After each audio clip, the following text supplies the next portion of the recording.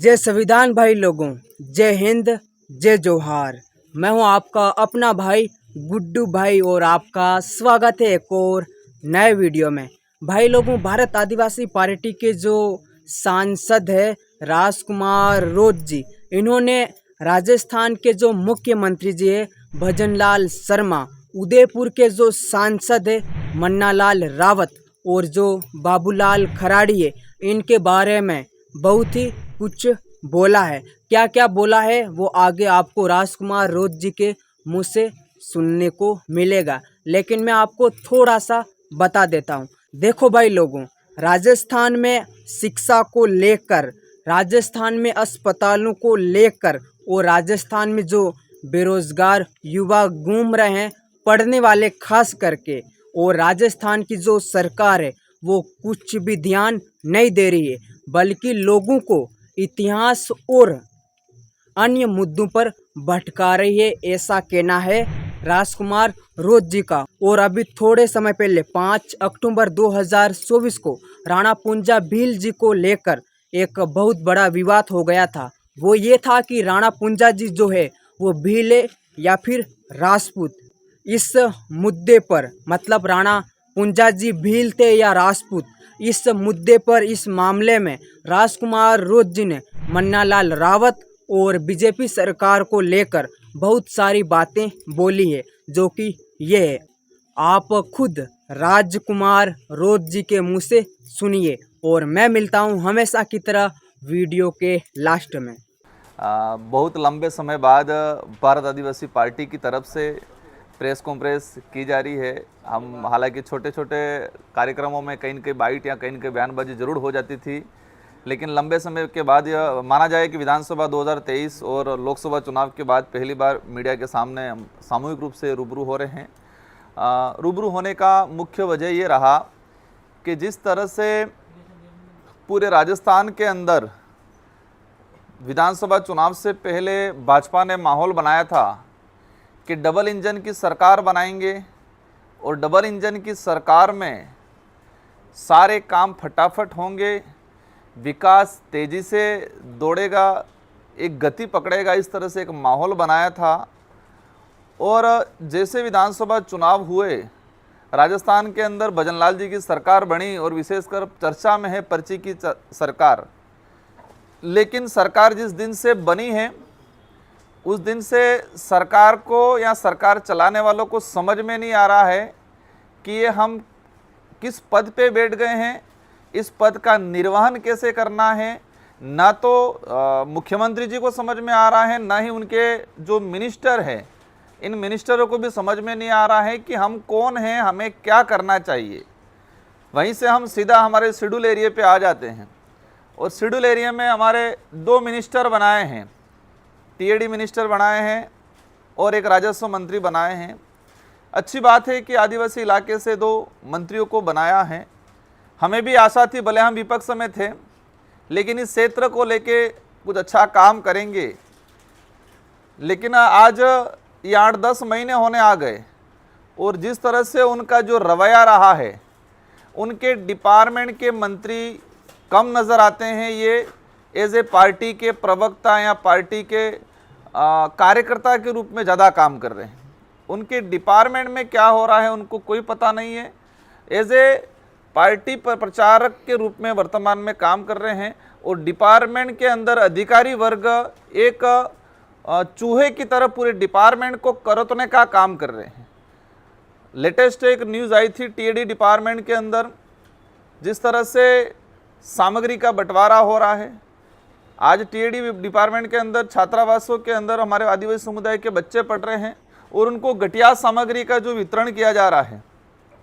छात्रावासों में जैसे असुरक्षा बढ़ रही है, हॉस्टल वार्डन जितने भी थे, टीएडी एक मिनिस्टर साहब ने राजस्थान विधानसभा की गरिमा को तार तार किया है। आप सबकी जानकारी में होगा, मैं विधायक था, 2023 में दोबारा चुन के गया। मैंने विधानसभा में क्वेश्चन लगाया था कि टीएडी का कैडर बन रहा है, उस कैडर का क्या हुआ। टीएडी का नॉर्म्स है, सर्कुलर है कि 5 साल से 3 साल से अधिक कोई भी वार्डन नहीं रह सकता है। मैंने क्वेश्चन लगाया था, मंत्री जी ने जवाब दिया विधानसभा के अंदर कि हाँ बिल्कुल टीएडी के अंदर 3 साल से जितने पुराने वार्डन हैं सारों को सारों हटा दिया जाएगा। मंत्री जी का विधानसभा के अंदर जवाब है ये।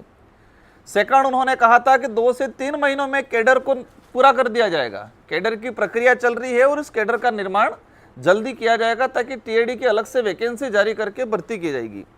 एक राजस्थान की विधानसभा, एक सबसे सर्वोच्च, हमारा राज्य का सर्वोच्च सदन के अंदर एक मिनिस्टर एक संवैधानिक पद पे संवैधानिक सभा में ये झूठ बोले हैं कि 3 साल से ऊपर जितने वार्डन थे उनको हटा दिया जाएगा, लेकिन अभी तक कुछ नहीं है। सारों को एक नोटिस दिया गया, फिर दुकान लगाई गई डूंगरपुर जिले में किसी मंत्री, पूर्व मंत्री के घर पे, और दुकान लगाई, वहाँ सारे वार्डनों की लाइन लगी और लाइन लगने के बाद लिफाफे पहुंचे और सारा मामला ठंडे बस्ते में चल रहा है। और जो वार्डन, कई वार्डन ऐसे हैं जहाँ डिपार्टमेंट का आदेश ही नहीं है और उस हॉस्टल में जाके वार्डनगिरी कर रहे हैं, मतलब कोई आदेश नहीं है, बिना आदेश के ऐसे वार्डन बन के बैठे हुए हैं आज। मतलब एक ठेके पे डिपार्टमेंट और छात्रावास को ठेके पे देने का काम वर्तमान टीएडी मंत्री जी ने कहा है। एक सोचने वाली बात यह है कि वर्तमान राजस्थान और शेड्यूल एरिया में विशेषकर शिक्षा के क्षेत्र में हालत खराब है, चिकित्सा सुविधा बिल्कुल चरम पे है, बेरोजगारी चरम पे है। पिछले 10 महीनों के अंदर सरकार ने किसी भी विशेष भर्ती नियुक्ति अभी तक नहीं कराई है, पूर्ण नहीं कराई है, और बेरोजगारी बढ़ रही है बहुत तेजी से। सड़क सुविधा को लेके हर प्रकार की जो सुख सुविधा है उस पर किसी प्रकार का काम नहीं हो रहा है। लेकिन उन लोगों की एक चाल है कि इन सारे मूलभूत मुद्दों से भटकाना है तो वो सीधा धर्म पे और इतिहास पे आ जाते हैं। हमें जहाँ तक लगता है कि टीएडी मिनिस्टर और साथ ही हमारे उदयपुर के सांसद माननीय मन्नालाल जी, इन दोनों को आदिवासियों का इतिहास और आदिवासियों के हक अधिकार खत्म करने के लिए बनाया है, ऐसा महसूस हो रहा है। वो दोनों रेगुलर आदिवासियों के इतिहास और उनके हक अधिकार पे हमेशा कहीं न कहीं कटाक्ष करते आ रहे हैं। तो पार्टी की तरफ से उनको डेप्यूट कर रखा है कि आप आदिवासियों के हक अधिकार और आदिवासियों के इतिहास पे बार बार वार करो ताकि ये इतिहास खत्म हो जाए। देखो, इस देश की आज़ादी में हर समुदाय का योगदान रहा है। इस देश में जितने आक्रमणकारी आए वो हर धर्म, हर व्यक्ति, हर समुदाय का व्यक्ति लड़ा है। उस समय कौन किस जाति का है, कौन किस धर्म का है, उस आधार पे युद्ध में नहीं जाते थे। एक अंदर राष्ट्र भावना थी और लोग इस देश के लिए लड़ते थे, मर मिटते थे। लेकिन जिस तरह से मानगढ़ का इतिहास, आदिवासियों का इतिहास, उसमें स्पष्ट लिख रखा है। गोविंद गुरु महाराज को जब गुजरात कोर्ट में अंग्रेजों ने पेश किया तो उस कोर्ट का जजमेंट है, उस जजमेंट में स्पष्ट लिख रहा कि बिलराज कायम करने के लिए यह आंदोलन छेड़ा जा रहा था भक्ति के माध्यम से। तो मन्नालाल जी का न तो इस डूंगरपुर बांसवाड़ा से लेना देना है, न ही उस भक्ति से लेना देना है, और न ही यहाँ का इतिहास जान रहे हैं। लेकिन किसी के इशारे पे ये लोग कहीं न कहीं धीरे धीरे हमारा इतिहास को खत्म करने का काम कर रहे हैं, उनके पार्टी आलाकमान को खुश करने के लिए। राणा पूजा भील की जयंती कल हुई, पूरे देश में धूमधाम से मनाई, आदिवासी समुदाय ने भी मनाया, अन्य ने भी मनाया।